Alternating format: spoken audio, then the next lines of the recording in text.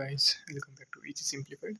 So previous ಕ್ಲಾಸಲ್ಲಿ just ultrasonics ಬಗ್ಗೆ distance ನೋಡಿ ಇಲ್ಲಿ ಡಿಸ್ಪ್ಲೇ ಮಾಡೋ ಥರ ನೋಡಿದ್ವಿ ಅಲ್ವಾ, ಇಲ್ಲಿ ಇಲ್ಲಿ ಅಲ್ವಾ.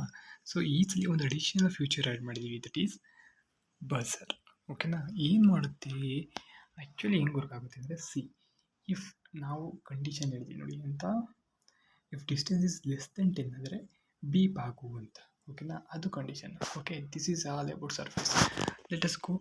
ನಮ್ಮ ಒಂದು ಏನು ಫಿಲಾಸಫಿ ಪ್ರಕಾರ ಹೋಗ್ತೀವಿ. ಫಸ್ಟ್ ಹಂಗಂದ್ರೇನು, ಅದು ಏನು ಬೇಕು ಎಲ್ಲ ಆ ರೀತಿ ಮತ್ತೆ ನೋಡೋಣ ಬನ್ನಿ.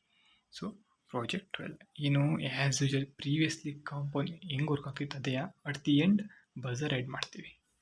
ಓಕೆ, ಅರ್ಥ ಆಯ್ತಲ್ವಾ. ಸೊ ದೆನ್ ನೀಡಬಲ್ ಕಾಂಪೊನೆಂಟ್ಸ್ ಏನು, same ultrasonic, ESP, buzzer, then resistor 3, same connections also same to same.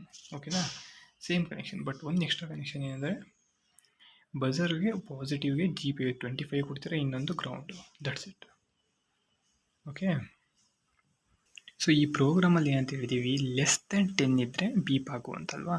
So ನಮ್ಮ ಸ್ಕೇಲ್ ಎಷ್ಟಿದೆ, ಮೋರ್ ದೆನ್ 10 ಇದೆ ಅಲ್ವಾ. ಸೊ 10 ಎಲ್ಲಿಗೆ ಬರುತ್ತೆ ಆ್ಯಕ್ಚುಲಿ, ದ 10 ವಿಲ್ ಕಮ್ 1 2 3 4 5 6 7 8 9 10. ಓಕೆನಾ, 10 ಜಸ್ಟ್ ಒಳಗಡೆ ಬಂದರೆ